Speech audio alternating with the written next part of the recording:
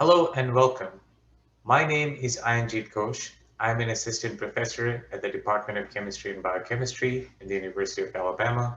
And in this presentation, I'll tell you a little bit about the research that we do in my group. So the overarching idea that we have behind our research is to apply concepts and techniques in physical and analytical chemistry to problems in biomedical and material science. At the core of what we do is infrared spectroscopy. We combine it with analytical techniques such as optical and atomic force microscopy, do a bit of imaging and instrumentation development, and integrate that with numerical methods and computing to look at problems in biomedical sciences, such as cancer diagnostics and amyloid diseases, such as Alzheimer's and disease and diabetes. We also look at problems in material science, such as looking at heterogeneities in perovskite solar cells and looking at monolayer chemistries to fabricate better semiconductors. Now, to understand what we do in more detail, first we have to look at spectroscopy and what we can learn from it. Now, as we all know, spectroscopy involves absorption of light by molecules. Now, different molecules or molecular entities, if you will absorb different frequencies of light, and from that, we can identify different molecules. Infrared spectroscopy specifically relates to the absorption of infrared light, and what absorbs infrared light in a molecule is the vibration of different bonds. So different chemical bonds, such as, for example, CH and CO bonds, would absorb different frequencies of infrared light, and from that, we could identify them in a molecule and hence get molecular identities. And once we have molecular identities, we can extend that and understand chemical composition of the sample that we're studying. However, conventional spectroscopy has some limitations. It is typically envisioned for and applied to homogeneous solutions. That is, we expect the spectra to be the same everywhere. Think of a scenario where we have a solution. If we split that up into four parts and measured spectra of these four sort of subsamples separately, we should expect the same spectrum. That is, for a particular sample, we associate a one specific spectrum. But what if that is not true? What if our sample is heterogeneous? And that's when things can get problematic. And it occurs more frequently than you might think. Some problems in biophysics and biomedical sciences and material sciences, they're actually defined by the heterogeneity of the samples. So to understand this a little better, let us look at this image. This is the image of a cancer tissue core, a biopsy core, as it's called. And by even visual inspection, we could see that this is not a homogeneous specimen.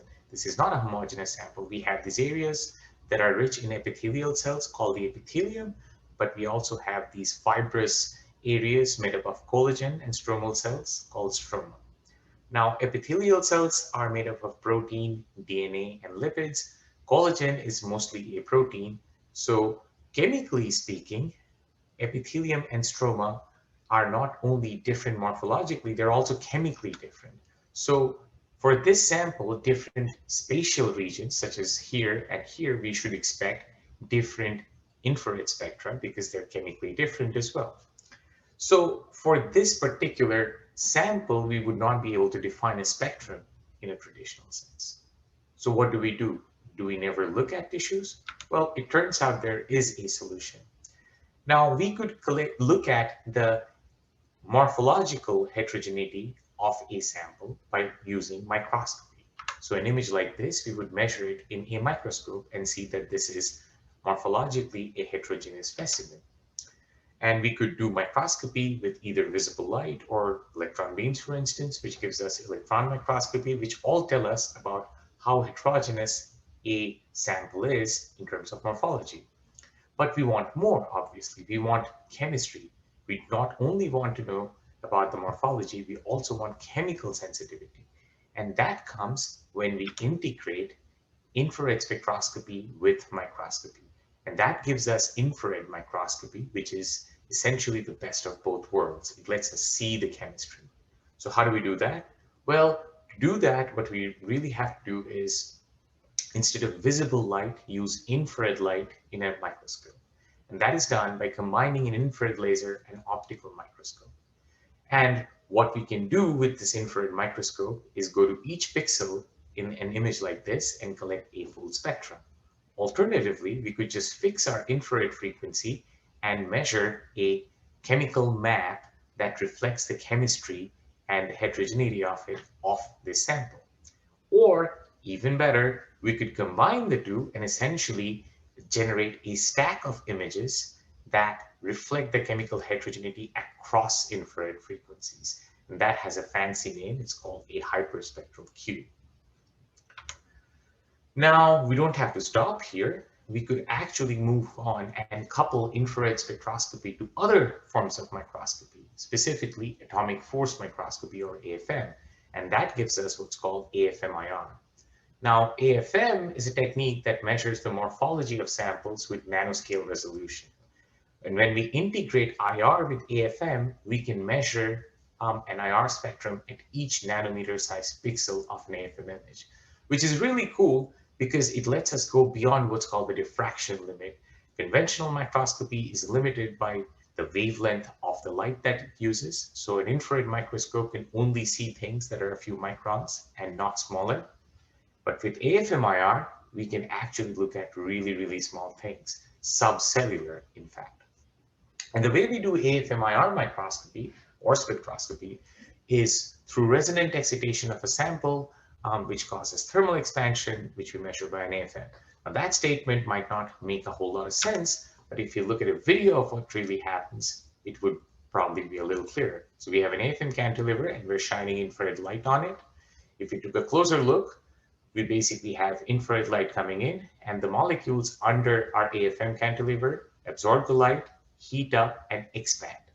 Now this expansion exerts a force on the AFM cantilever, which starts oscillating. And it turns out the amplitude of this oscillation is proportional to our infrared absorption signal.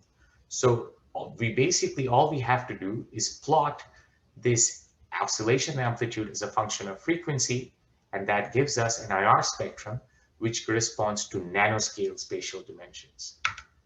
That means now we can stop looking at really large things and go smaller. We could start looking at cells or even subcellular organelles, such as, in this case that we have here, mitochondria from benign and cancer cells, and we could look at how chemically different they are.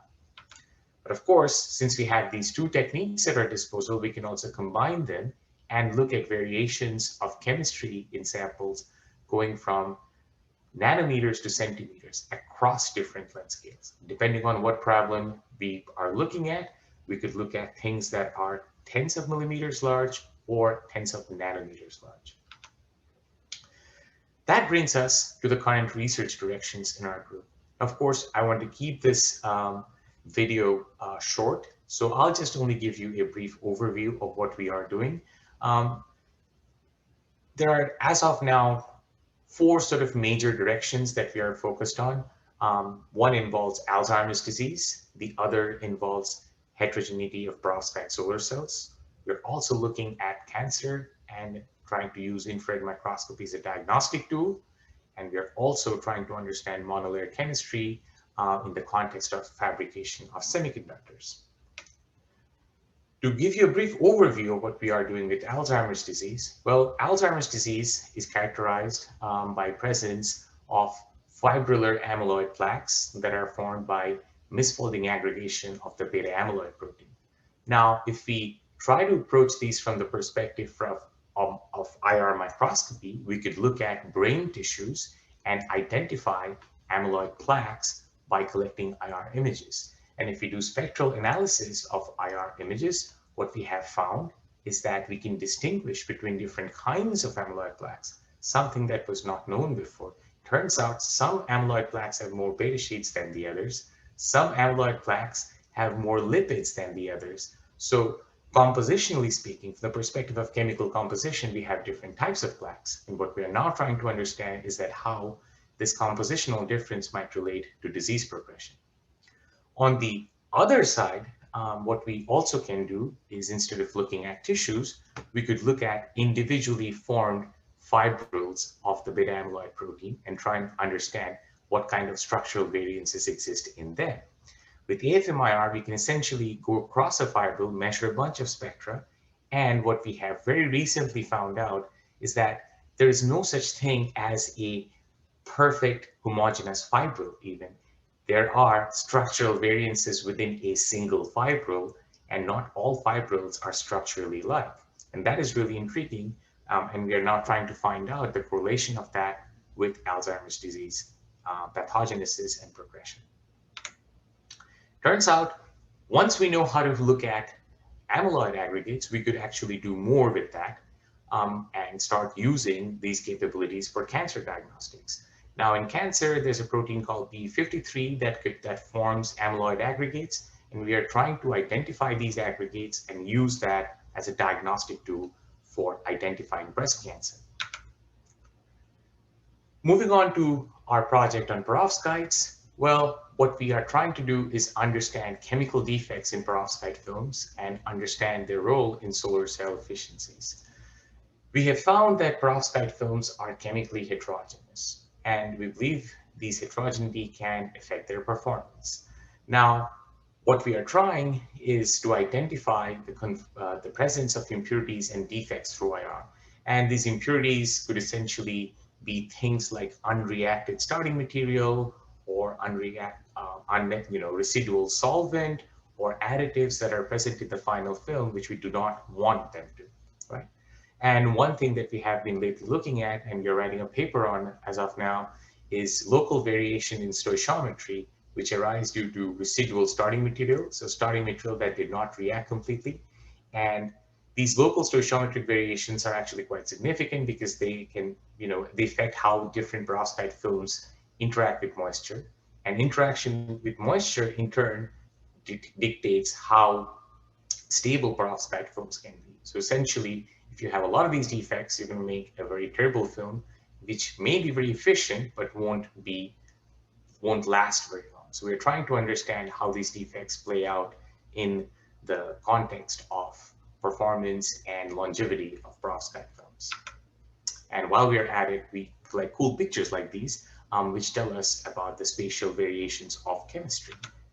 And as I've said, we put together both our techniques that we have at our disposal, AFMIR and IR imaging, and essentially map out chemical defects across centimeters to nanometers. Essentially, we look at large crystalline films like these to single crystals with AFMIR. Now, I want to end here, but before I do, I want to acknowledge my awesome graduate students and postdocs, without whom, of course, none of this research would be possible.